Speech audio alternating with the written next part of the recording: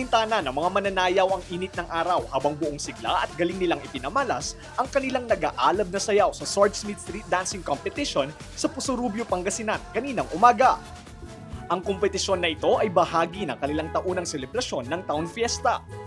Sentro sa mga performances ang pagpapanday ng espada na isa sa mga ipinagmamalaking tradisyon at one-on-one product ng Pusurubio.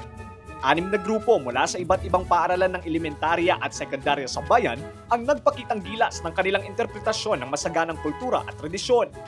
Ang theme po natin for this year's street dancing ay tinatawag po natin swordsmithing. So ito po sa Tagalog ay pagpapanday. Isa po ito sa long-standing traditions namin. Na-introduce po ito ng Rebote family by the year 1950s po. Pito po, taon na po yung industry ng swordmaking sa Pusurubio.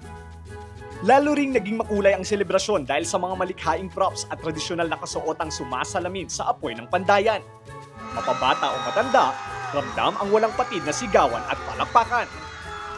Worth it yung pagod. Kahit puyat na puyat kami magdamag, kahit nasa bakasyon na doon pa rin kami sa school, masaya pa rin kasi nakita namin yung mga anak namin na nag-perform na magagaling din sila. Grabe, yung effort nila.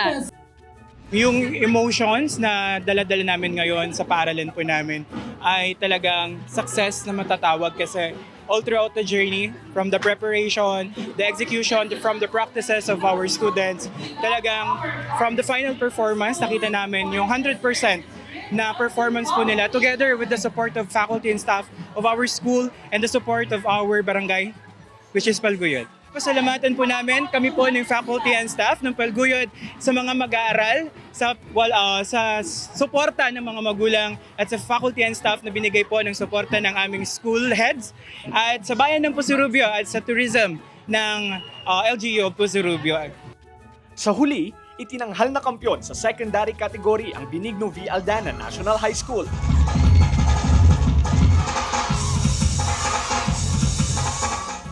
At nasungkit naman ng Pusurubio Central School ang kanilang back-to-back championship title sa elementary category. Itong street dancing talagang pinag-aandaan po namin para may pakita yung kwentong binibigay na literature ng ating organizer po, sir. Ang tema po na binigay po kasi is for Juan de la Cruz Clarice Palaris para maipakita po kung ano yung naging culture po natin dati.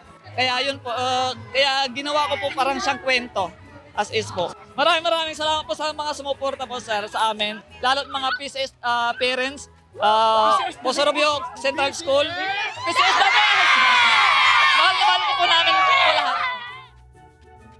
Samantala, magpapatuloy ang selebrasyon ng Patupat Festival at Town Fiesta sa bayan ng Pusurubio hanggang January 24, 2026.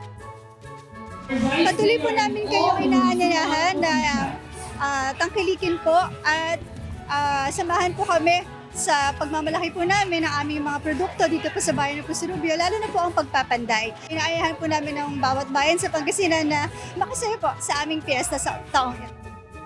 Lester Narag, Balitang, Solid North.